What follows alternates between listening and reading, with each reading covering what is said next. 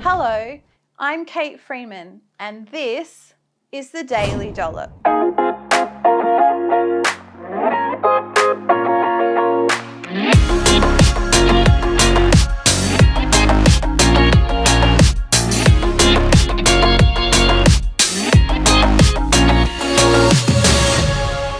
On this episode of the Daily Dollop, I'd like to read to you a letter that I wrote my 12-year-old daughter, Asha. Dear Asha, I'm not sure how it happened so quickly, but you're going to high school next year. I know that everything you're feeling right now feels huge. That's because it is. It feels huge to me too. You're becoming a woman. What I'm struggling with the most is the fact that I can't shelter you from the world anymore. And every day you get older, the closer I get to having to let you go. Don't worry. It's not letting you go in the sense that we won't be together. I'll always be here for you no matter what. It's the sense that the whole world, not just me, has a chance at getting a piece of you, a chance to make an impact on your life. And I'm scared. Not that you won't have a good life. I'm scared of the world I'm letting you go into. This world is not always kind. Don't get me wrong, there are wonderful places and times in our lives, but the older I get, the more I see the brokenness, the damage, the confusion, the stress, the mistakes, the consequences, the regret, the disappointment, the betrayal, the guilt. As I write this, I'm looking at you sitting on the lounge. You look happy, beautiful, not just physically beautiful. It's something that goes beyond how you look.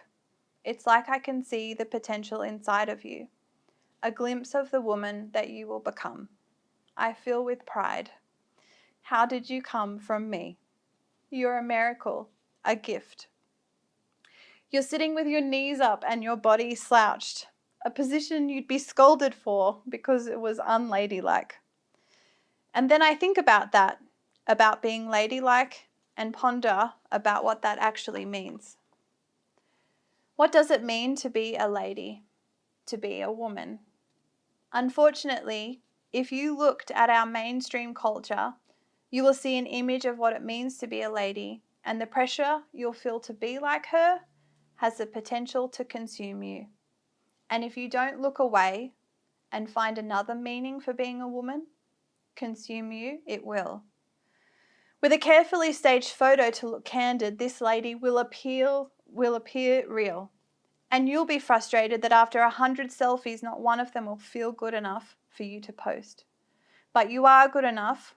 She probably took 100 photos too. Her skin will glow with fake tan and her tousled curls will cascade down her back.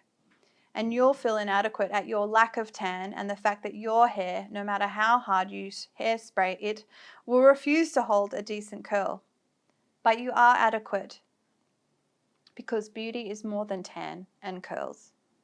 She'll show both muscle tone and the right amount of curves, and her smile will boast white teeth and full lips.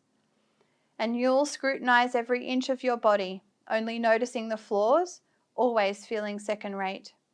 To make your body better, you'll be tempted to take her advice, to eat healthier and exercise harder. A slippery slope for a young mind and an open heart, simply wanting to be valued. And as you know, I know all about the importance of being a healthy eater. It's my job. Except that the kind of healthy eater you'll see promoted by this lady is not the kind of healthy I want you to learn. And I'm working hard, you know that I do, to change this conversation into one where I'd be happy for you to join in. Unfortunately, diet culture has got worse, not better, and I want you to be careful. There is much more to life than what you eat.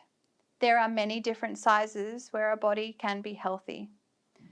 Not only will this lady always look beautiful, but she's accomplished too. She'll have a great business or a big following, 3 university degrees and a big shot job. With all the brands and possessions arranged in the background, she'll smile, saying how humble and grateful she is for her life.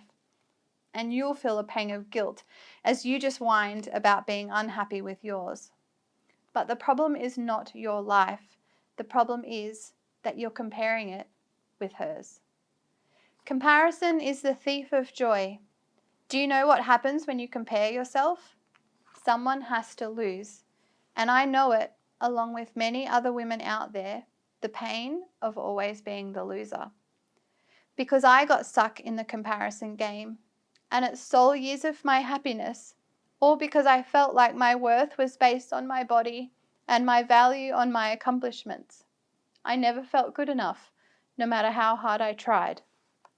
I thought a good woman was a pretty one who everyone liked, one who was only valuable if she did something great with her life.